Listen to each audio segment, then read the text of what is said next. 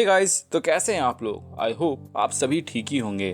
तो जैसा कि मैंने कुछ वीक्स पहले एक वोटिंग कराया था जिसमें 18 के लोगों ने वोट दिया था कि कुछ कुछ सवाल इतने छोटे होते हैं कि उनके जवाब सिर्फ 1 मिनट में दिया जा सकता है, तो क्या उनके ऊपर वीडियोस बनाने चाहिए या नहीं।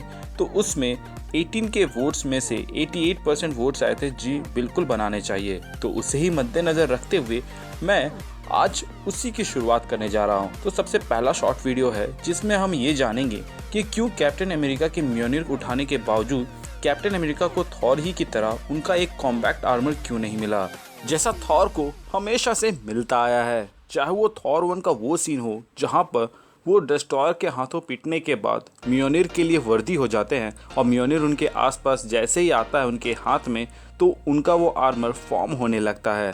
या फिर एवेंजर्स मूवी का वो सीन जहां पर वो हेली कैरियर से नीचे गिरते हैं और उसके बाद म्योनिर को उठाकर आसमान की तरफ फेस करवाते हैं ताकि उनका कॉम्बैक्ट आर्मर उनके आसपास फॉर्म होने लगे, जिसे पहनकर वो फिर चितौरी आर्मी का सामना करते हैं। असल में एवेंजर्स इन्फिनिटी वॉर में भी ऐसा ही एक सीन था जिसे मूवी से हटा दिया गया, लेकिन ट्रेलर्स में उनकी थोड़ी सी झलक दिखाई गई थी।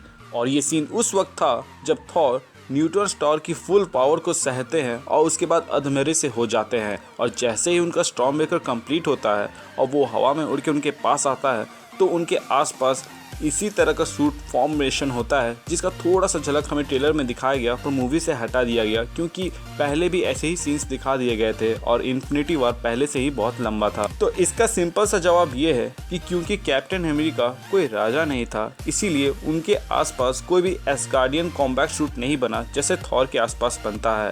प्लस थॉर का ये कॉम्बैक्ट सूट असल में उसके पूर्वजों की निशानी प्लस एस्गार्ड के रॉयल स्टेटस को भी दर्शाता है। और ये बात आपको थॉर 1 में ही पता चल गया था इस सीन में, जहां पर ओडिन थॉर से उसकी ताकत छीनते हुए बोलते हैं कि तुम इन रियासतों के लायक नहीं हो, अपने खिताब के लायक नहीं हो, तुम उन सब के लायक नहीं हो जिनके साथ तुमने दगा किया है। आगे वो बताते हैं कि मैं अब तुमसे तुम्हारी ताकत वापस लेता हूँ, अपने पिता के नाम और उनसे पहले उनके पिता के नाम।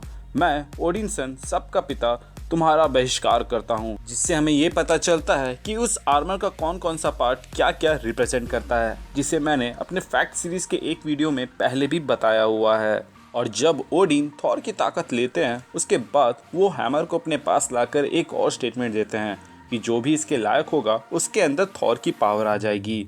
और इसीलिए एवेंजर्स एंड गेम के अंदर हम कैप्टन अमेरिका के अंदर थॉर की पावर्स देख सकते हैं, लेकिन उसका आर्मर नहीं, क्योंकि वो आर्मर उसके पूर्वजों की निशानी है और कैप्टन अमेरिका के पूर्वज ह्यूमंस थे, ना कि नॉर्स माइथोलॉजी के ओडिन के परपिता या फिर उसके पिता। तो गाइस, अब आप लोगों को समझ में आ गया होगा कि क्यों कैप्टन अमेरिका के आसपास कोई भी एस्गार्डियन कॉम्बैक्ट सूट नहीं बना जैसे थॉर के आसपास बनता आया है। अगर आप एवेंजर्स एंड गेम देखने के बाद कंफ्यूज्ड हैं उसके टाइम ट्रैवल प्रोसेसिंग को लेकर, तो आप मेरी इन 2 वीडियोस में से किसी एक को भी देख सकते हैं। अगर आप इस वीडियो को देखते हैं तो इस वीडियो को मैंने उस तरीके से बताया है जिस तरह स्क्रिप्ट राइटर्स चाहते थे, और मेरे इस दूसरे वीडियो में मैंने उस तरीके से बताया है जिस तरह से डायरेक्टर्स चाहते थे, क्योंकि दोनों ही लोगों ने अलग अलग बयान दिए हैं। जहाँ रूसो ब्रदर्स ने कहा है कि एक अल्टरनेट टाइमलाइन फॉर्म होती है, वहीं स्क्रिप्ट राइटर्स ने कहा है कि कोई भी अल्टरनेट टाइमलाइन फॉर्म नहीं होती है। या फिर अगर आप अभी भी इस बात को लेकर कंफ्यूज्ड हैं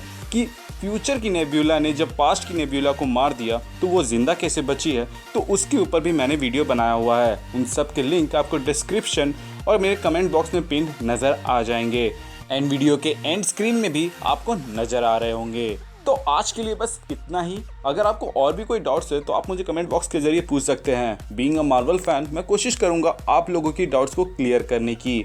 तो लोगों की मदद करें, अपना ख्याल रखें और कीप मूविंग फॉरवर्ड का रट लगाकर आगे बढ़ते रहें, और हो सके तो सेव वन।